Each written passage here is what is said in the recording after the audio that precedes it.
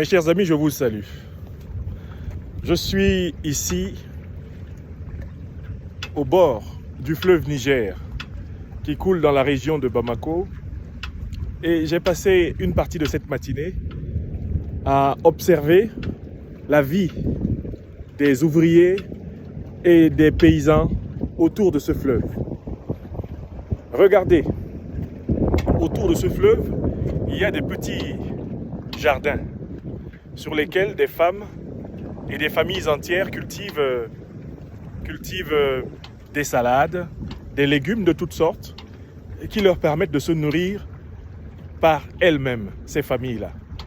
Toutes les berges du fleuve sont cultivées par des femmes de tous les âges et qui, grâce à cela,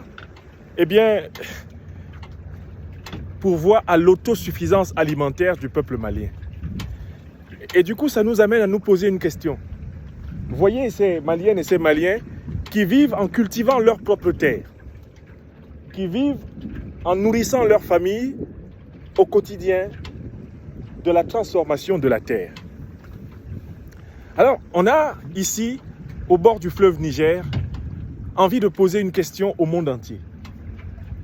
Si les Maliennes et les Maliens peuvent se nourrir eux-mêmes en cultivant leur terre, en travaillant comme ces pêcheurs sur le fleuve, là-bas, au fond, comme ces ramasseurs de gravier et de sable pour la construction de leur maison.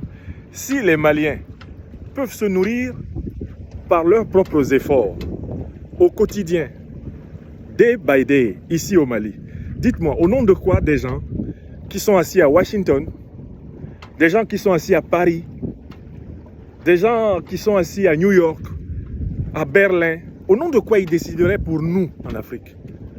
Au nom de quoi, avec ce fleuve et tout le potentiel de développement qu'il y a dedans, les Maliennes et les Maliens devraient dépendre du Fonds monétaire international et de la Banque mondiale? Alors que toute la monnaie du monde n'a aucune valeur si les richesses que vous voyez devant vous ne sont pas mises en valeur. L'argent n'a de valeur que parce qu'il y a ces richesses-ci, que possèdent déjà les Maliennes et les Maliens. Le peuple malien a un territoire qui est pratiquement 5 fois la France, avec toutes sortes de richesses. Richesses halieutiques, richesses agricoles, richesses minières. Dites-moi, pourquoi est-ce que ce peuple-là devrait voir les décisions qui le concernent être prises au niveau de l'Union africaine, de la CEDEAO, de l'ONU, au niveau de la France, des États-Unis ou de n'importe quelle autre puissance? Pourquoi? Alors qu'ils ont les moyens de vivre par eux-mêmes. Non. Ici, sur les bords du fleuve Niger, à Bamako, je constate et j'atteste que les Maliennes et les Maliens peuvent vivre eux-mêmes de leurs propres moyens et ils les ont.